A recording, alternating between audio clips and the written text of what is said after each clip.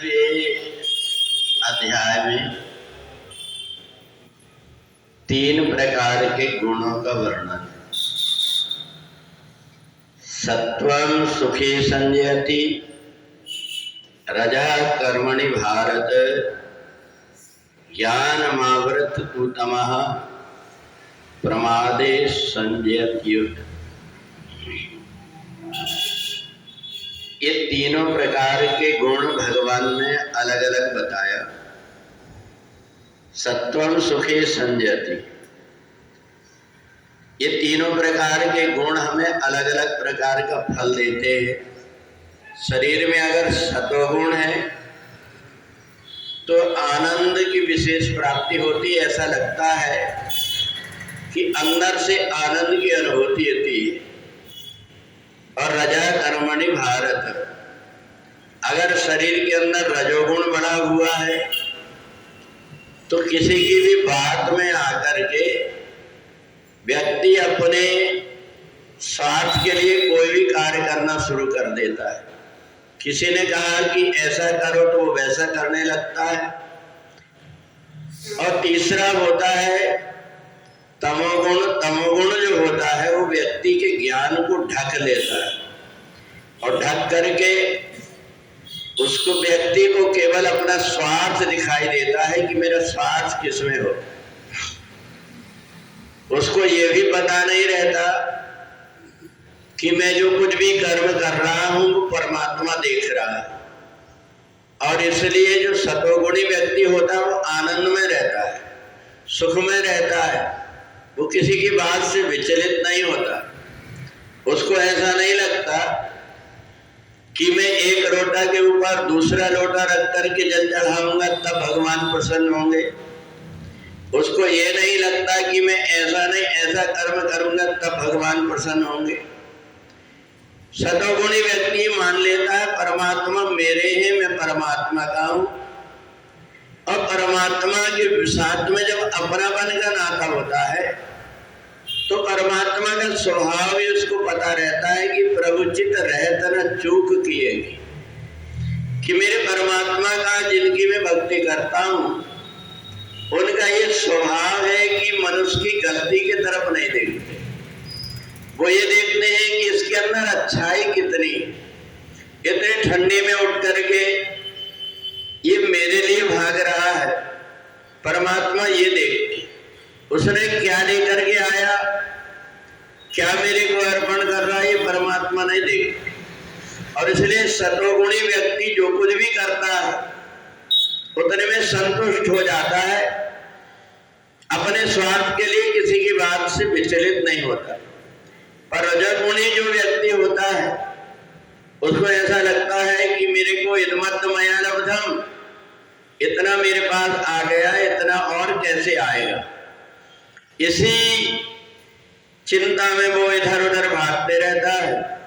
कहीं भी कुछ मिल जाए, चाहे अच्छे से मिले चाहे बुरे से मिले, वो प्राप्त करने की कोशिश करता है।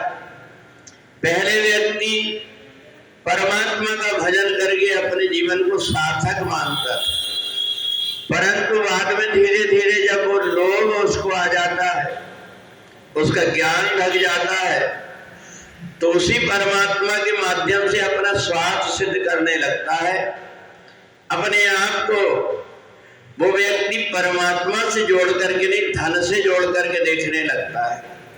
वो जो कुछ भी कर्म करता है, चाहे पूजन करता हो, परमात्मा का कीर्तन करता हो, कथा करता हो, उसको एक बात से मतलब रहता है कि मेरे को धन कितना मिलेगा।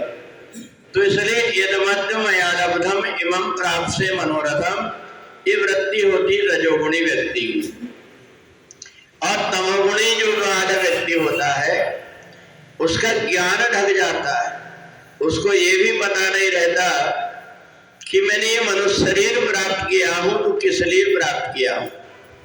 नर्तन पाए विषय मन देहि, पलट सुधा से सठ विसले। ये मनुष्य शरीर हमें धन प्राप्त करने के लिए नहीं, बहुत बड़ा पद प्राप्त करने के लिए नहीं, बल्कि अपने आप को सुधार करके परमात्मा के चरणों में लग करके हमारे जन्म और मरण का बंधन छूट जाए, इसलिए हमें मनुष्य शरीर मिला हुआ है। इस मनुष्य शरीर से भी बहुत सुंदर सुंदर शरीर है, परंतु उनको भाग्यशाली नहीं कहा गया। भाग्यशाली कहा गया तो केवल मनुष्य को कहा गया है, क्योंकि इस शरीर को प्राप्त करके मनुष्य परमात्मा की भक्ति करके परमात्मा को प्राप्त कर लेता है। परंतु कई बार हमारे संग के कारण, कुसंग के कारण, हमारी बुद्धि की परिपक्वता नहीं होने के कारण हम दूसरे लोगों को देख करके और ऐसे कर्म करने लगते हैं जिन कर्मों को नहीं करना चाहिए। एक चंपावती नगरी में एक महेशमान नाम का एक राजा था। उसके जितने पुत्र थे सब के सब परमात्मा की भक्ति करते थे, परंतु एक लुमाक नाम का उसमें बड़ा बेटा था। वो चोरी करने में, जुआ खेलने में, शराब पीने में ही मस्त रहता था। जब एक बार राजा ने देखा कि प्रजा इसके कारण दुखी होती है, उसको अपने घर से बाहर निकाल दिया। इधर उधर भटकने लगा वो, परंतु धोखा से ऐसी जगह में पहुंच गया जहां की गीता का पाठ होता था। वहां गीता का जहां पाठ होता था वहीं वो जब पहुंचा तो उसको एक आनंद की अनुभूति हुई।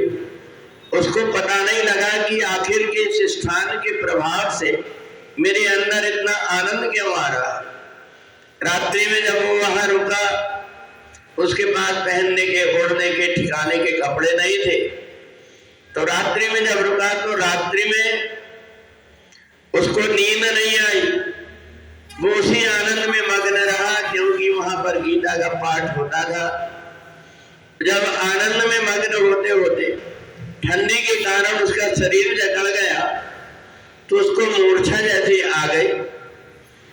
उसने इधर उधर से जो फल इकट्ठे किए थे उन फल को खा नहीं पाया। उन फल को मन से ही अर्पण कर दिया कि हे परमात्मा, इन फलों को तो मैं खा नहीं पा रहा हूं, ये आपको समर्पित कर रहा।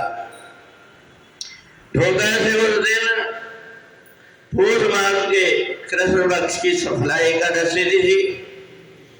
उसने रात्रि में जागरण किया, दिन में भी कुछ खाया नहीं। शरीर के जितने पाप कर्म थे वो सब नष्ट हो गए। और जब वो सूर्य की गर्मी से उठा, चेतना आई, तो उसको ऐसा लगा कि मैंने अपने मनुष्य शरीर बेकार गंवा दिया है। आज से मैं इन सारी बुराइयों को छोड़ करके परमात्मा की ही भक्ति करूंगा। और उसका मन बदल गया और जाकर के राजपाट करने लगा। राजा बनने के बाद में भी प्रजा का सब प्रकार से ख्याल रखता था। उसको पता था, संतों से सुना था उसने कि जहाँ सुराज प्रिय प्रजा दुखारी, सोनब अवश्य नरक अधिकारी। तो इसलिए उसने धर्म कर्म से राजपाट करने लगा। तो केवल परमात्मा की भक्ति ऐसी है जो हमारी बुद्धि के अज्ञान को दूर करके हमें परमात्मा में लगा देती है। तो इसलिए पूष मास की कृष्ण पक्ष की एकादशी को सफला एकादशी कहते हैं। इस एकादशी के दिन थोड़ा बाद भी हम जो परमात्मा का पूजन करते हैं, सत्संग कर लेते हैं, भगवान की कथा सुन लेते हैं, इससे हमारे जाने अनजाने पाप कर्म नष्ट हो जाते हैं। पूरी वृंदावन बिहारी लाल